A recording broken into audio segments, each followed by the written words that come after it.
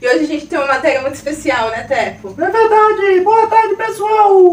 A matéria de hoje é sobre a Fabíola, essa pessoa maravilhosa, essa atriz e comunicadora das artes. Pessoal, para você que se interessa em ingressar neste mundo das artes cênicas, do teatro, né, é uma matéria muito especial. Então, fique ligado e acompanhe, que você vai se emocionar e vai se inspirar com a história da Fabíola. Roda Fonseca, do TV Cinema com Arte. Queria dizer que é uma honra ter a Fabíola Karen aqui. Ela que é design, publicitária e atriz, produtora, estudou balé e fez o curso de teatro no Cena Livre. O amor pelo teatro foi tão grande que ela resolveu dedicar a sua vida ao teatro e estudar teatro na Unemate. Atualmente ela se formou, né, na turma de 2019, com colação de grau, inclusive, né, eu sou suspeita a falar disso, pois eu sou colega dela, né, de faculdade.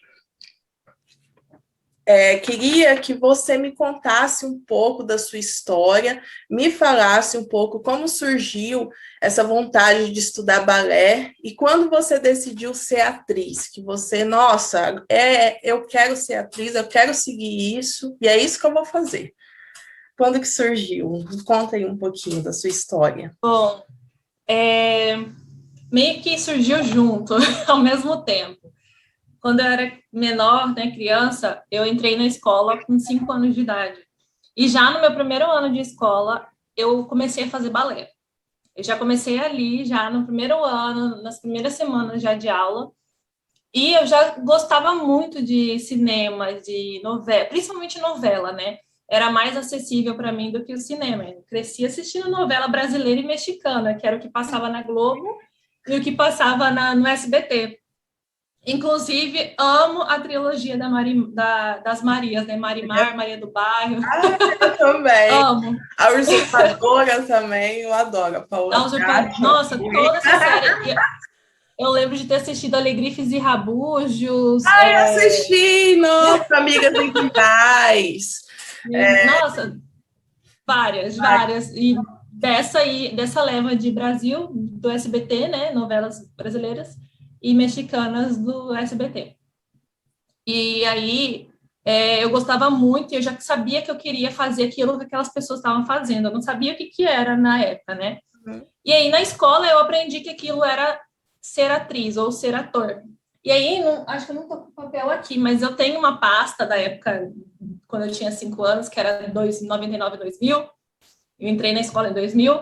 Aí, a professora fez um exercício com a gente, né, com a turma, e falou para a gente escrever no papel o que a gente gostaria de ser. E eu escrevi atriz, com S, escrevi errado, mas eu já escrevi atriz no papel, né, com 5 anos de idade. Então, desde lá, eu já venho com essa vontade de ser atriz, de fazer um curso sobre isso, estudar sobre isso e trabalhar com isso. E o balé eu amava muito também. Eu fiz quase 10 anos de balé. Não chegou a ser 10 anos redondinho, porque quando eu fiz 15 anos, eu cresci muito. Eu passei de uma estatura normal, de 15 anos, assim, normal, tipo, mais convencional, né? E cresci muito. Fiquei muito destoante dos meus amigos e colegas da época. E foi quando eu comecei a jogar vôlei. Então, nisso de começar a jogar vôlei, eu tive que escolher. Ou eu vou para o vôlei ou eu vou para o balé. E na época eu estudava numa escola que era mais voltada para estudar para Enem, sabe? Enem, fazer curso do que para artes em si, né? Uhum. E aí eu acabei optando pelo vôlei porque era algo que eu conseguiria fazer mais. O balé eu fazia, 2 vezes na semana e o vôlei eu fazia quase todos os dias. Eu acho que só na terça que eu não fazia, mas quase todo dia eu fazia. E começou assim. Por você, assim, ser um pouquinho maior, né, do que seus colegas, você acha que dificulta fazer balé? Porque a gente vê aquela atriz Cláudia Raia, né, que ela também é muito grande e ela faz balé também. Ela, inclusive, né, além de atriz, ela é dançarina. Tem essa questão assim mesmo? Então, eu acho que não. Hoje, com a minha cabeça de hoje, né, que para quem está ouvindo e não está entendendo, eu tenho 1,80 m de altura, eu tenho 25 anos. Na época, quando eu estava lá atrás, era mais difícil para eu entender isso, sabe? Eu lembro que um dos motivos de eu ter deixado de fazer dança, de fazer balé, né, de eu ter deixado de dançar, foi porque a gente tinha uma apresentação, a gente já estava se preparando para a apresentação do fim do ano, que geralmente sempre tem, e na hora de ia ter uma coreografia de casal, que aí o menino ia precisar levantar a menina, aquilo de rodar, sabe? E não tinha quem fizesse isso para mim, sabe? Não tinha um menino para me levantar na peça, não tinha alguém que fizesse isso, sabe? Por eu ser muito grande, por eu ser mais pesada que as outras pessoas que estavam lá, foi um dos motivos de eu ter deixado também. Então, tipo, eu meio que desanimei com isso, porque todas as danças que eu tenho de lembrança, assim, que eu cheguei a apresentar, todas eu estava sozinha, sabe? Claro que, tipo, às vezes eu fazia em grupo de 5, 10 meninas, ou 10 misturado, né, menina e menina, mas todas as vezes que tinha uma oportunidade de fazer uma dança de casal, não tinha então quem eu fizesse, sabe? E quando era mesmo que não fosse menino e menina, fosse tipo 2 meninas ou 3 meninas, eu estaria destoando muito em altura na cena, né? Na época eu não conseguia entender isso, eu fiquei muito chateada, e aí eu saí e fui pro vôlei porque eu sabia que ali tinham pessoas com quem eu iria me identificar nesse sentido de altura, né? Mas não me arrependo também, eu gosto muito do que eu fiz com o vôlei, mas se eu pudesse, eu teria continuado a fazer dança, continuado com balé e com todas as danças que eu já cheguei a fazer. Com certeza.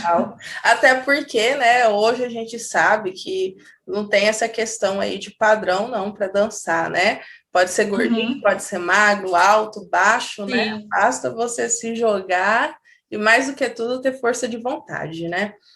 Exatamente. É para todos os corpos e para todas as pessoas a dança, né? Hoje, com essa cabeça que eu tenho hoje, eu consigo e identifico dessa forma também, né?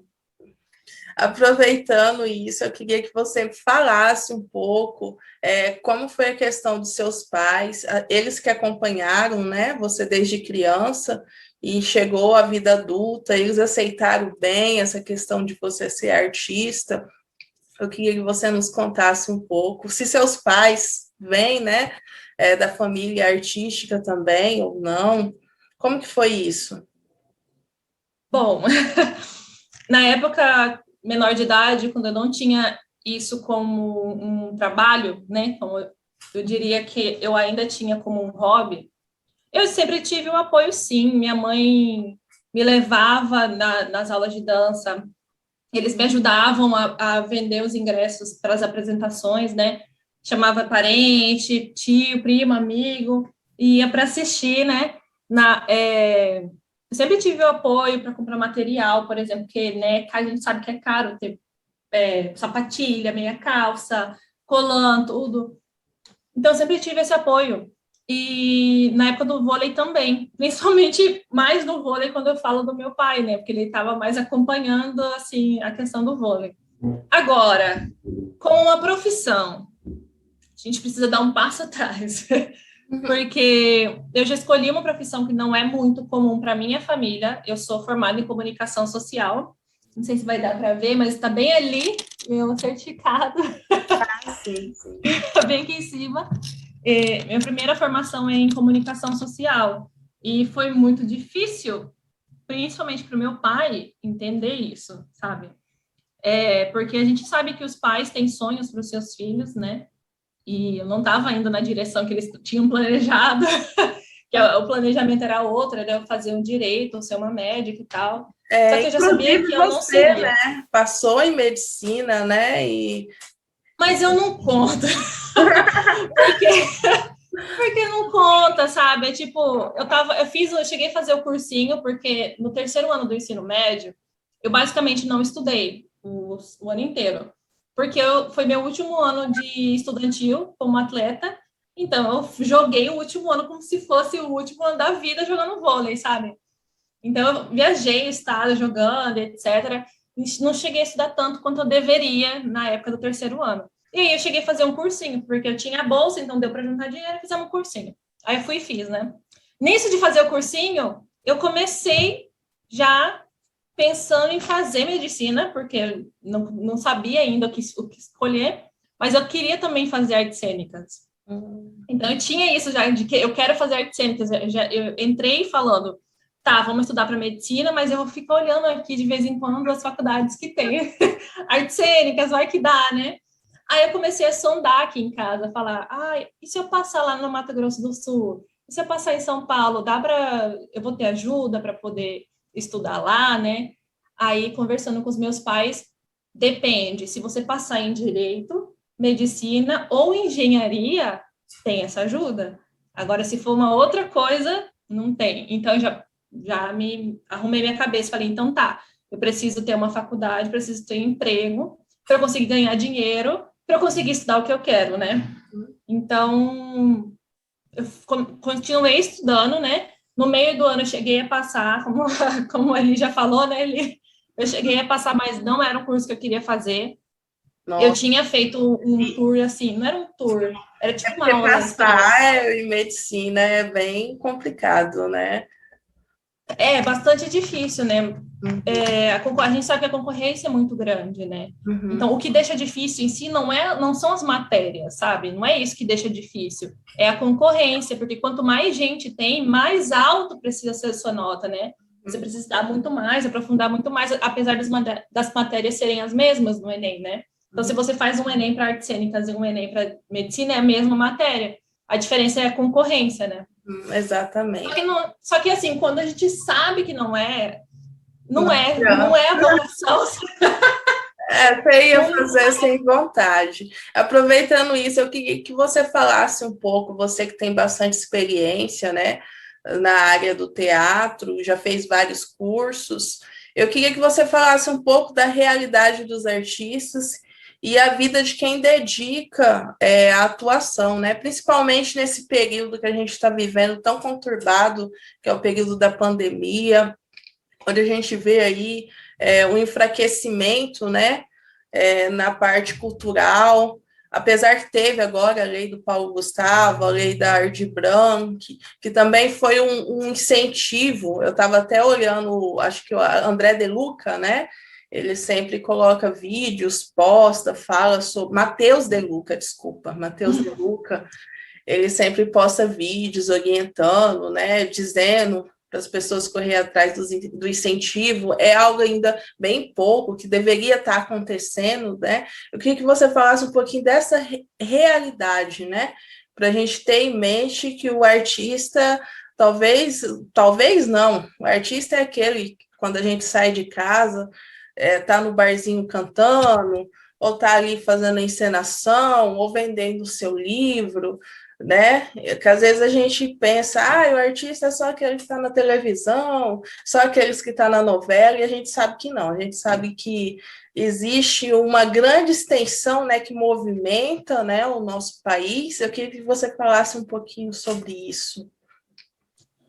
Bom, primeiro eu acho que é um lugar de fala que eu acho que ainda não consegui chegar. Por quê? Porque eu tenho um segundo emprego, né? Eu não sobrevivo só de arte, porque essa é uma opinião minha, não tenho como comprovar isso, porque eu nunca passei por isso, mas eu vejo, né, nos meus amigos, nos nossos amigos, né, na cena em Cuiabá, que é muito difícil viver só disso, hoje em dia. Não sei como era no passado, não sei como vai ser daqui a alguns anos, mas hoje ainda é muito difícil viver só de arte aqui. A gente está falando de Cuiabá, Mato Grosso, a capital de um estado tipo, onde o agronegócio é o que tem valor, né? É a economia Isso, a economia daqui é o agronegócio. A gente está falando de arte, que é um negócio muito longe do agronegócio, sabe? Muitas vezes até se embate em alguns certos momentos.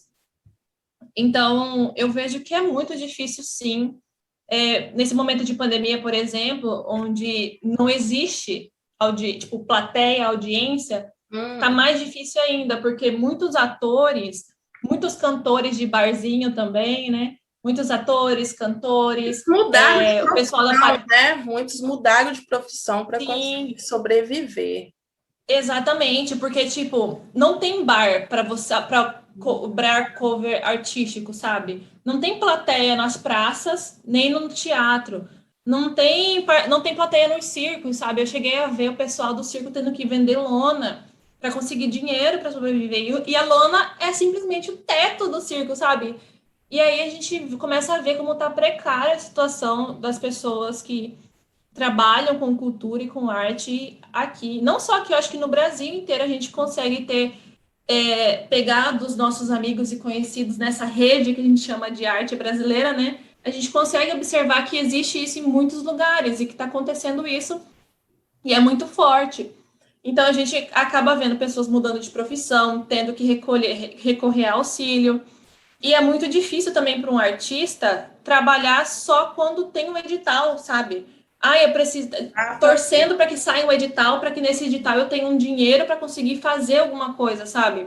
E muitas vezes a gente acaba produzindo o tempo todo. O ator, a atriz, o escritor são pessoas que estão o tempo todo produzindo, sabe? Se eu deixo de ensaiar, se eu deixo de trabalhar meu corpo, minha voz, eu acabo perdendo qualidade, sabe?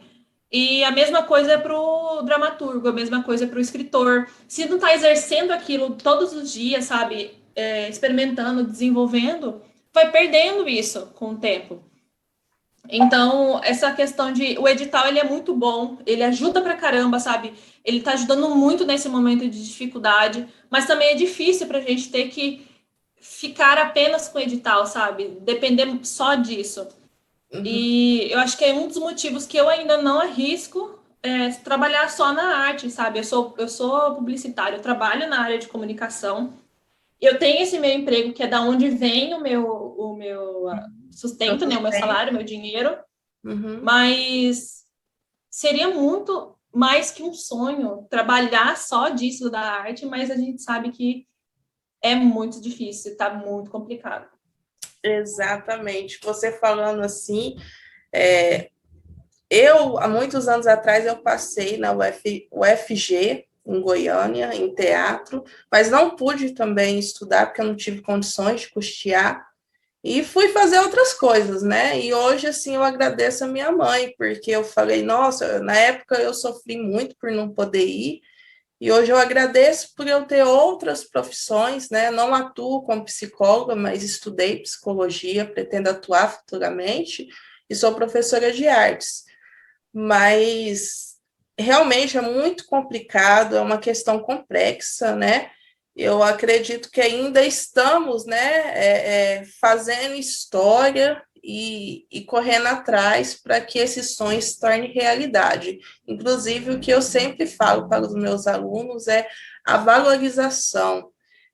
A gente valorizar o artista que está do lado da gente, né? E a gente tentar mudar a realidade, cada vez mais se impor, ir atrás, né, dos direitos nossos, buscar apoio, né? Eu lembro do Wanderson, acho que é Wanderson Lana, que ele é diretor lá em Primavera, e já escutei, né, várias pessoas falando do Teatro Faces, e inclusive, né, eu escutei relatos que tem ajuda, né, esses fazendeiros, essa questão do agronegócio, né, que ajuda. Então, assim, é buscar parceria mesmo e tentar mostrar para as pessoas que não é que a arte não é uma realidade restrita, que é de todos e que todos têm que fazer uso, é um direito nosso na Constituição, né? Se a gente for pegar a lei, é um direito nosso o acesso à cultura. Então, eu acho que é através dos trabalhos dos nossos colegas, através do seu trabalho, através, né, de cada busca e dos trabalhos que a gente vai conseguir isso, conseguir cada vez mais avançar e mostrar para a população que é um direito nosso e que a gente tem que ter acesso, e se não tem, buscar, mas eu acredito que hoje, de uma forma ou outra, mesmo precária, o acesso chega, sim, né, ainda mais essa questão das mídias sociais, né, graças a Deus a gente tem as mídias sociais, aí a gente está hoje fazendo essa entrevista, graças ao avanço da internet, né, isso daí é maravilhoso, é um dom de Deus, né, Deus instruiu o homem para o homem ter essa criatividade, ter essa ciência para poder estar produzindo isso. E a gente fazer isso a favor do bem é maravilhoso, né? Tem uma coisa que você falou que é muito verdade, eu acho que a gente já meio que cansou de falar isso, mas que é sempre importante lembrar, principalmente nas redes sociais, que o artista não é só aquela pessoa que está na TV ou no cinema, ou que tem milhões de seguidores no Instagram, que faz stories todos os dias, sabe?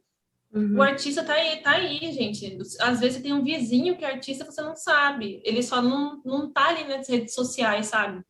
E a gente entende como é importante essa presença nas mídias sociais, né? Ter um Instagram, estar ativo o tempo todo, ter Facebook, estar ativo o tempo todo.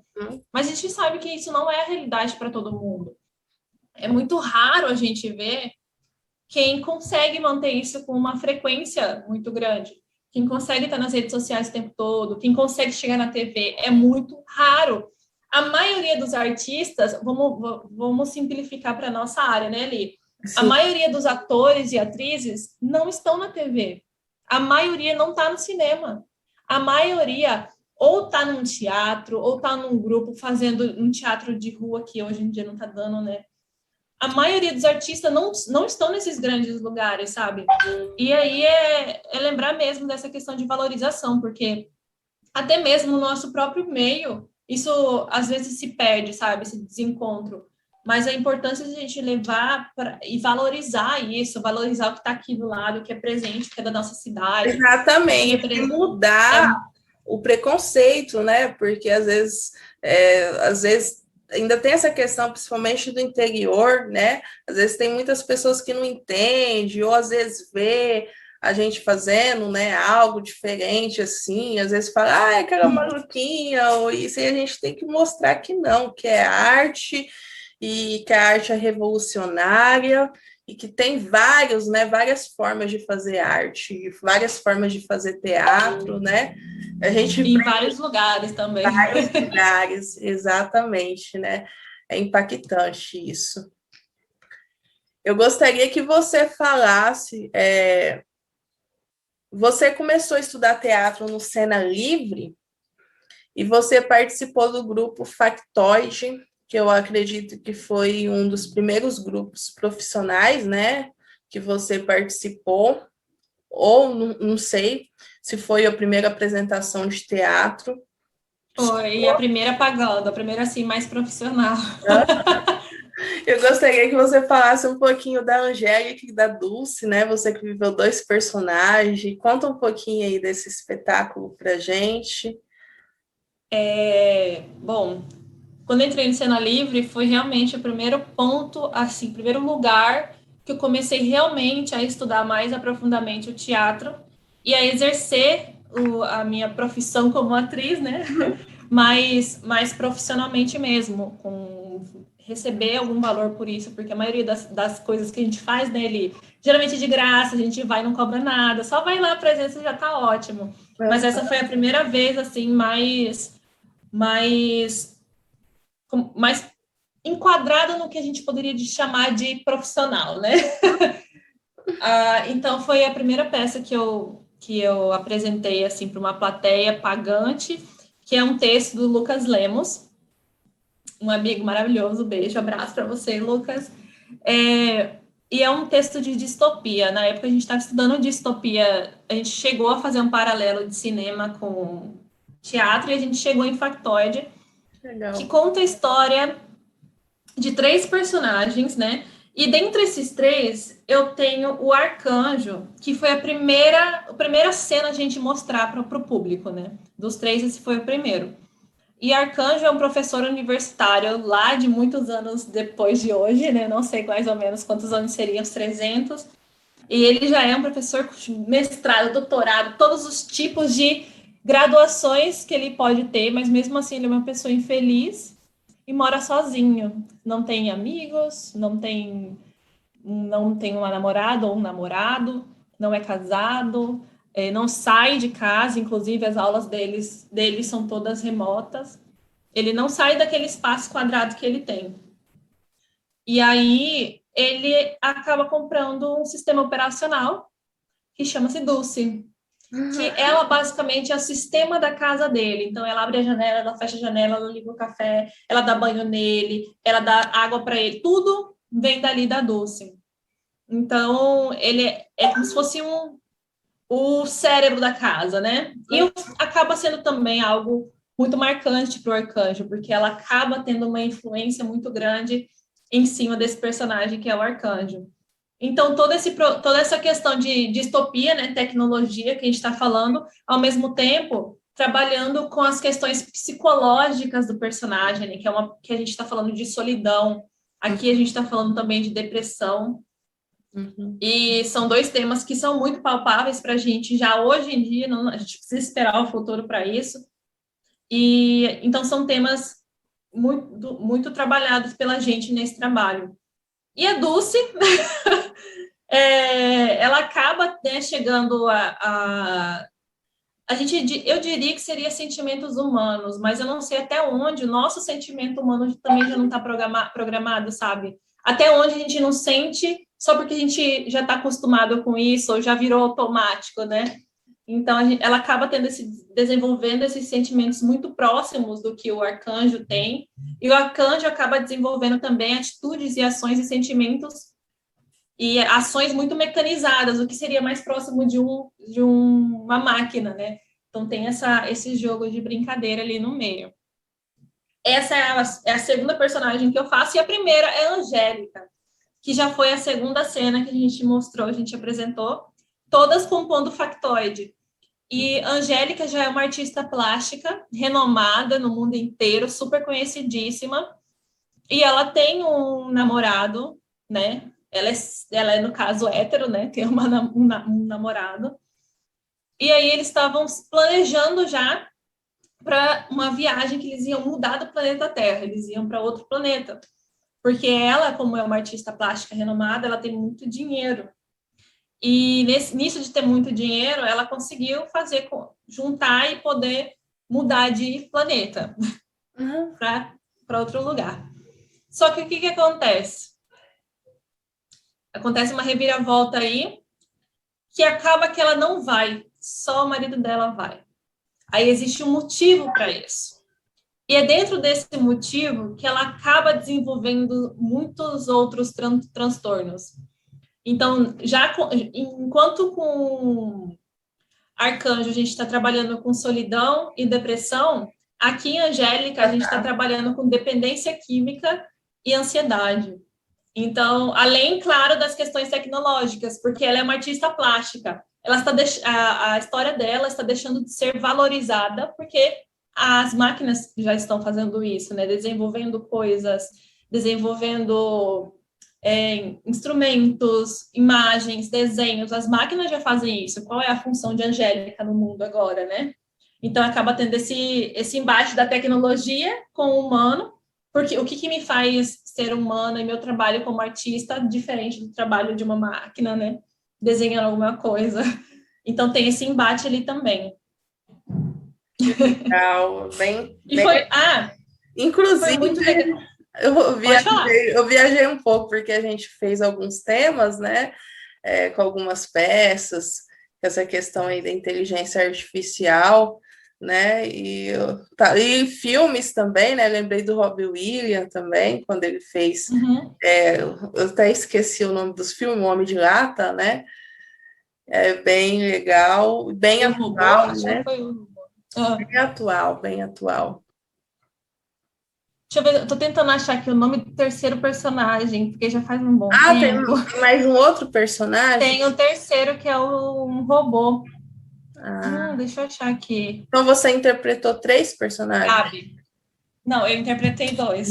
Mas são 3 histórias em factoide, né? Que é a história do Arcanjo, a história da Angélica. Por exemplo, na cena de Arcanjo, são 3 atores em cena. Tem o Arcanjo, que é o personagem principal, aí eu sou o sistema operacional, e tem mais um robô que faz as entregas na casa dele. E em Angélica, são 2 atrizes em cena, as 2 fazem Angélica. Então, a gente está trabalhando com 2 personalidades, 2 psiques da Angélica, sabe? existe um embate ali entre o que está na cabeça dela e o que ela está fazendo na vida.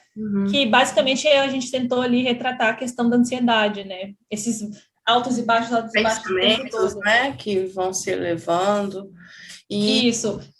E já em Gabi é uma atriz só em cena, então a gente vai aumentando a cena. Começa com Gabi, aí depois vem Angélica, depois vem Arcanjo. E Gabi é um robô, né? Que ele desenvolve um serviço de alta importância numa empresa, só que ele faz parte daquela espécie de robô que acaba desenvolvendo questões próximas de um ser humano. E aí ele acaba entrando nesse embate de tentar desligar ele, de saber o que vai acontecer, da importância dele ali para aquela empresa, se ele vai ser desligado ou não, né? E como fazer para ele fugir disso. Então, existem várias questões ali envolvendo o Gabi, e nesse caso aqui, a gente está falando de representação, não, mas de importância, né? De qual é o seu lugar no mundo, né?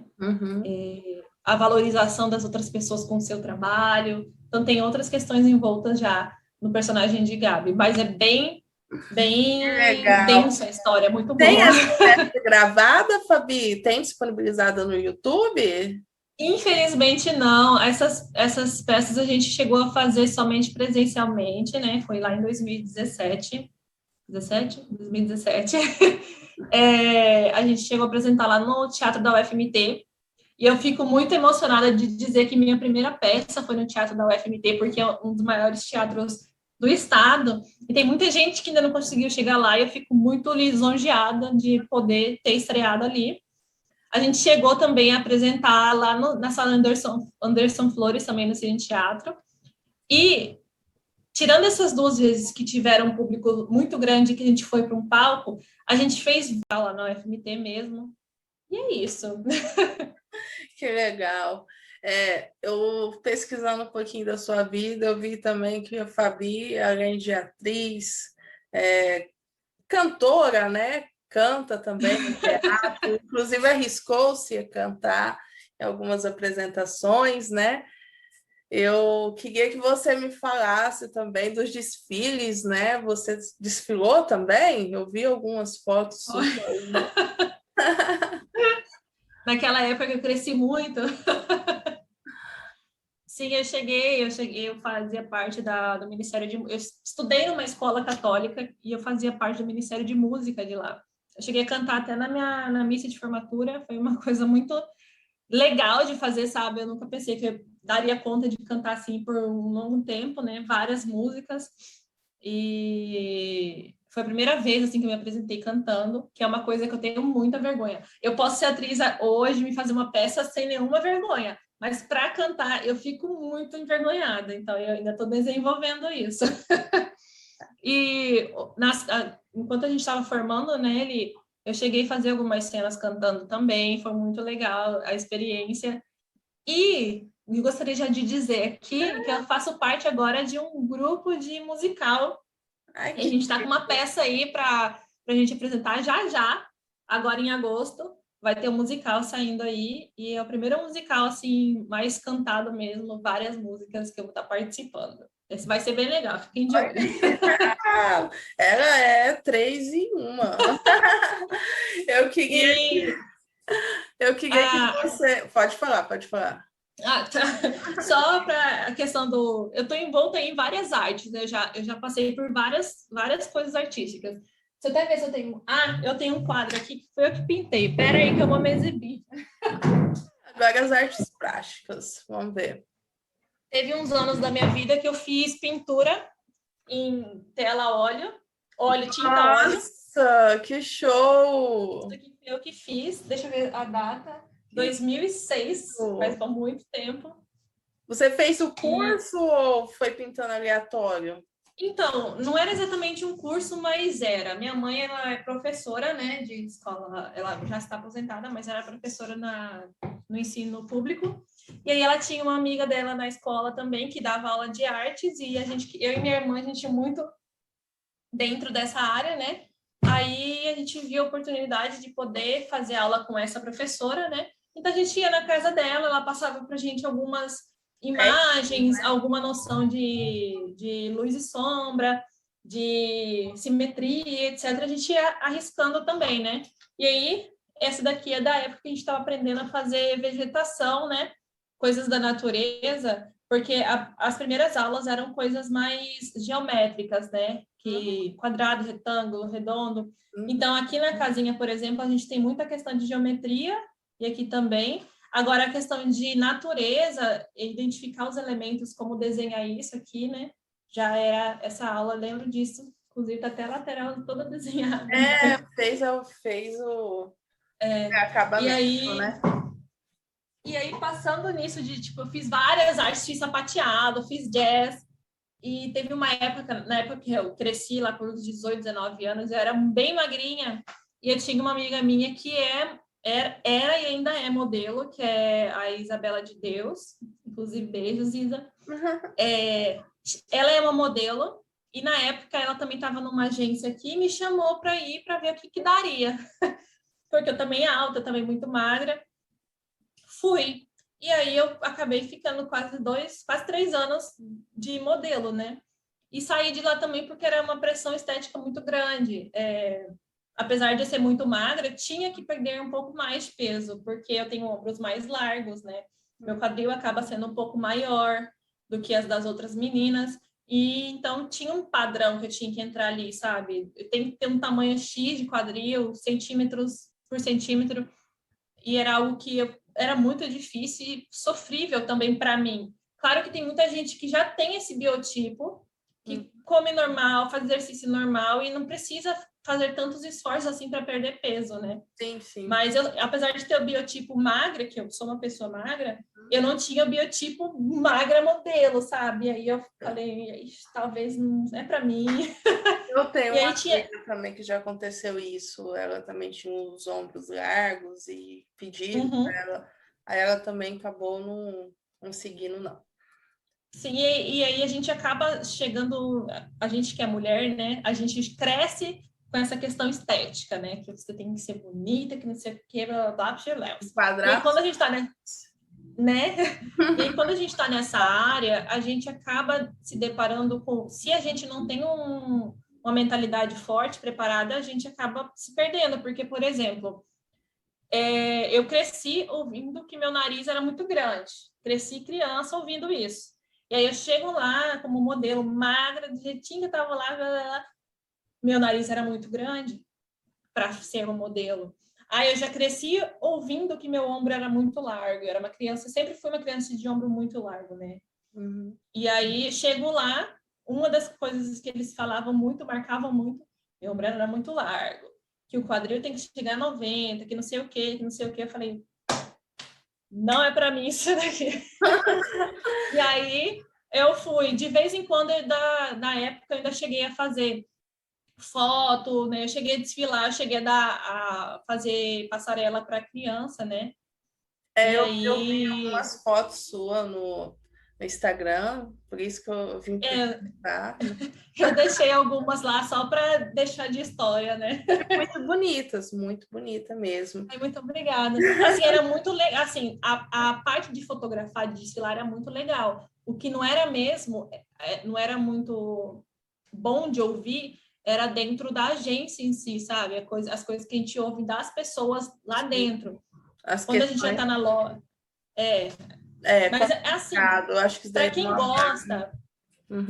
Exatamente. E eu acho que é tipo, para quem gosta, para quem acha que vale a pena, que consegue, cara, vai e se joga, sem falar que hoje em dia, né, o mercado está muito mais amplo. Tá aí a Rihanna para falar pela gente, né?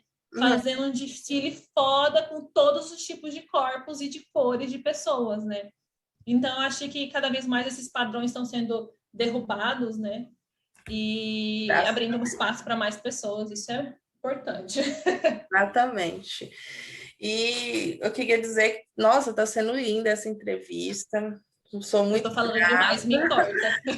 Não, eu acho bem legal isso. E eu queria que você, né, para finalizar, eu queria que você nos contasse, desse uma dica, né, para quem quer seguir a carreira, qual é a dica que a Fabiola Karen dá, a carreira de atriz, né?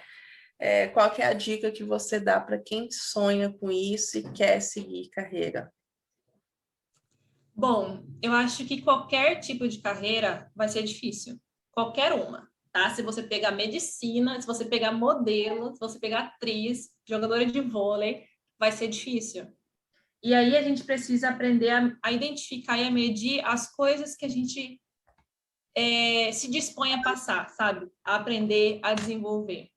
Então, para a carreira de atriz, eu diria que é um trabalho uma profissão de bastante esforço e entrega.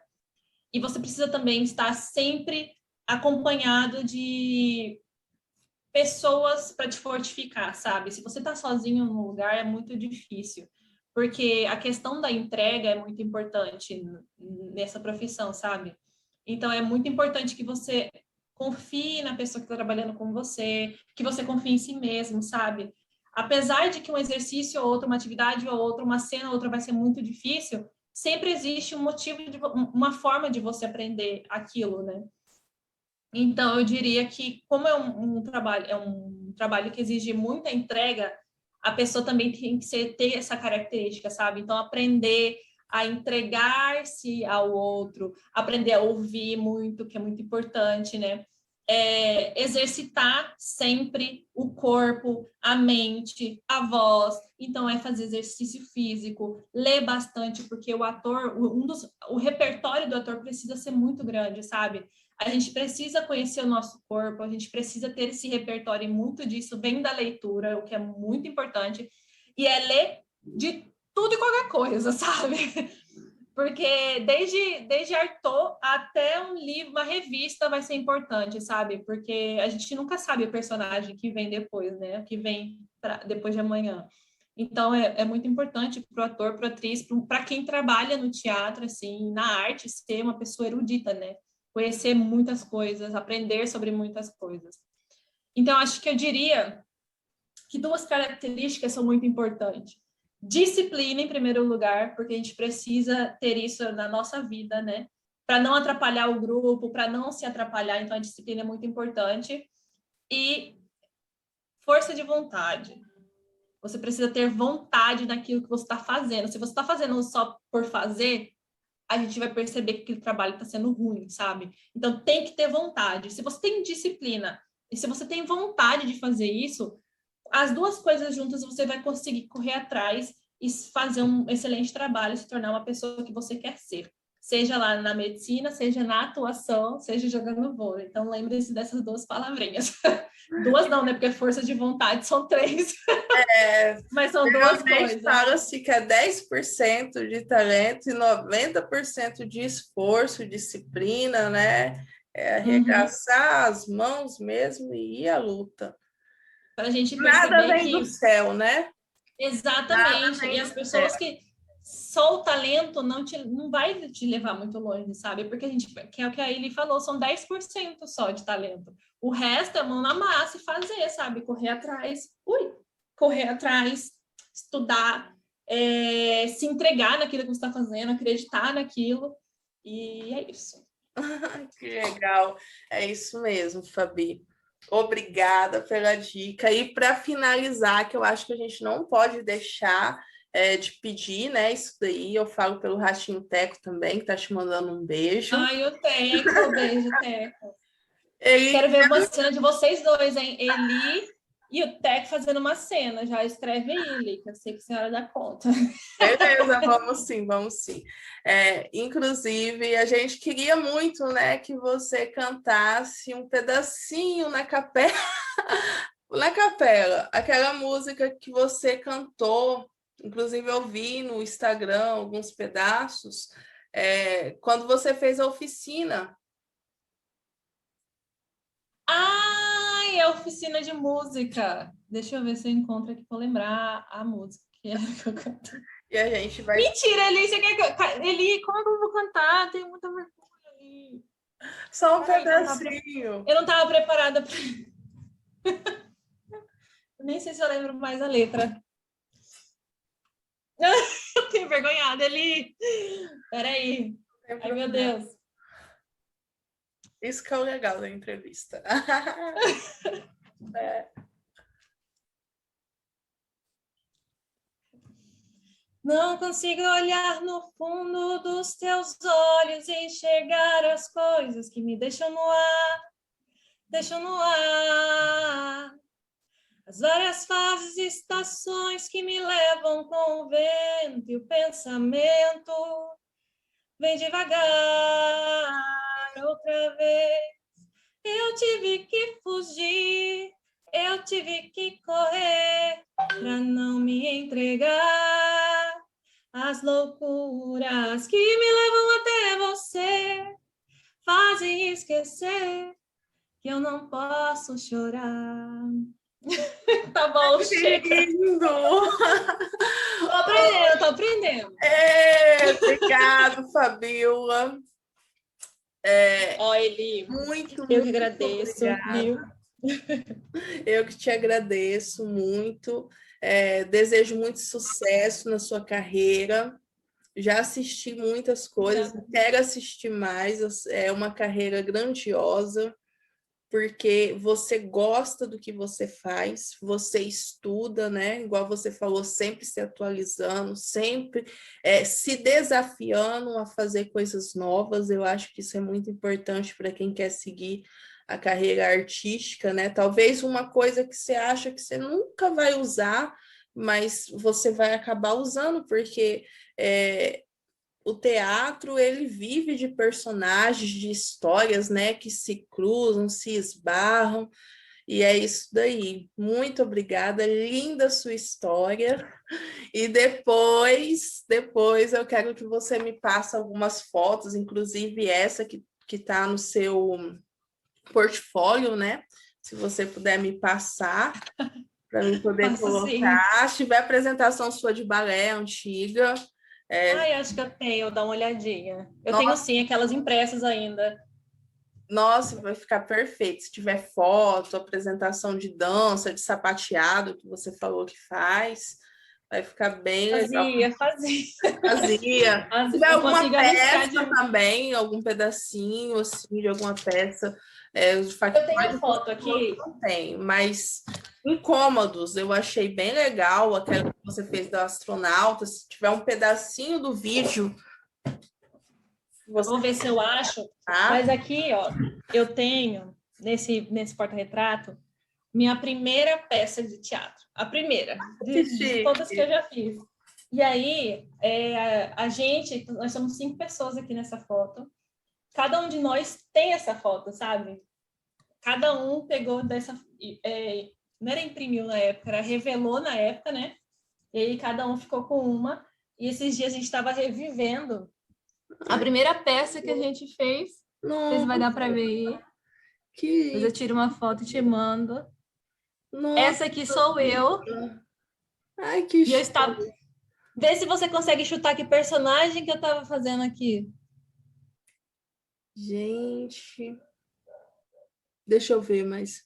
Eu tô com um desenho aqui na bochechinha, um desenho aqui no queixo e no nariz. Tem alguma coisa a ver com o Mágico de Oz? Não. É um personagem assim que na hora que eu cheguei eu falei, ai, que legal, um personagem muito diferente. Eu fiz a Fera da Bela e a Fera. Ah, tá. Aí eles desenharam os negócios assim no meu nariz, aqui assim, prenderam meu cabelo para cima. Essa roupa que é do meu pai, a gente começou, nossos figurinos todos eram feitos com as nossas coisas mesmo. Essa aqui era minha amiga, ela fazia o lobo, da Chapeuzinho Vermelho. Aí nessa foto aqui. Então juntou um pouquinho os contos de fadas, né? Era, a gente chamava de encontro dos contos, alguma coisa assim, eu não vou lembrar de qual. Tá. Mas a minha irmã também fez essa peça comigo. A minha irmã ela fez o espelho da Branca de Neve. Então tinha os personagens assim que, tipo, hoje em dia, olhando lá para trás, me lembra muito Shrek, sabe? Que sempre tem o biscoito, tinha um personagem que é o biscoito, sabe? E aí me lembra muito Shrek. E aí eu lembrei disso aqui para te mostrar. Depois eu te mando a foto no celular. Fabiola, obrigado. Me está sendo muito gratificante. Estou muito feliz, né? muito feliz mesmo, muitas pessoas ajudando. O coleguinha aqui do lado que toca um violão está me ajudando, pessoas do Rio de Janeiro me ajudando, pessoas em Goiânia.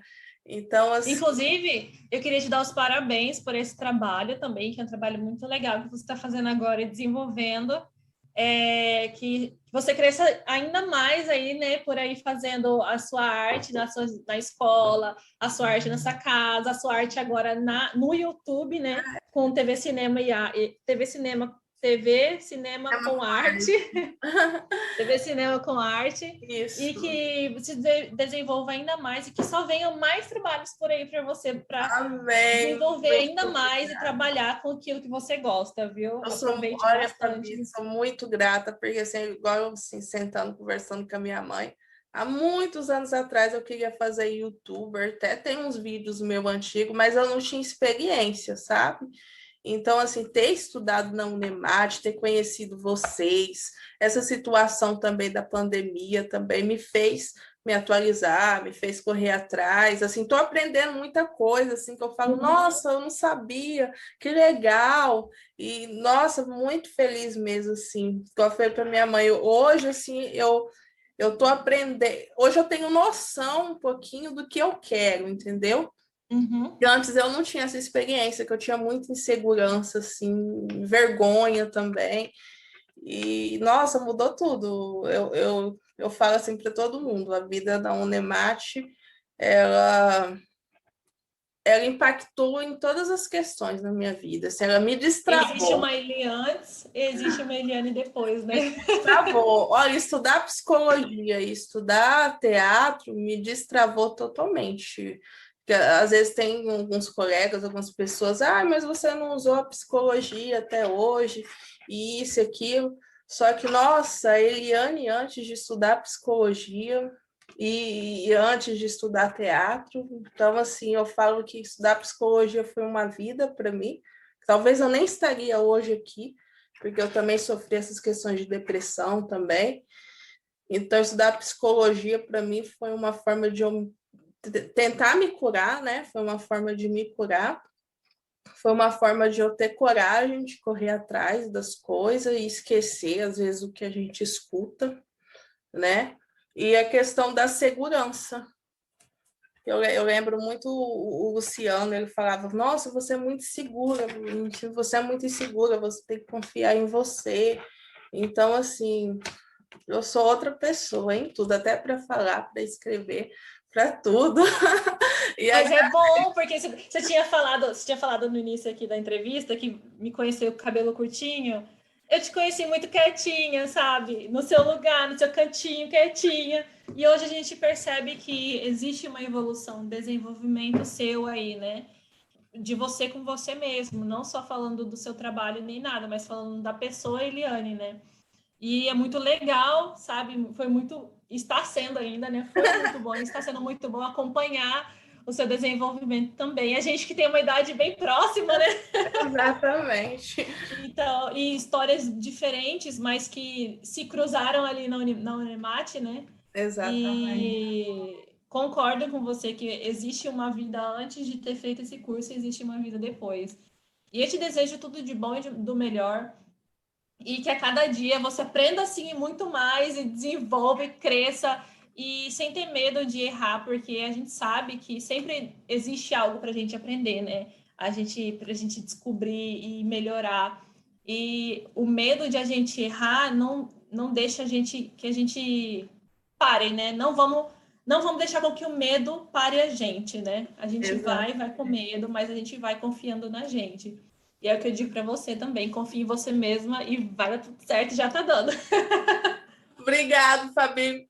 Beijo.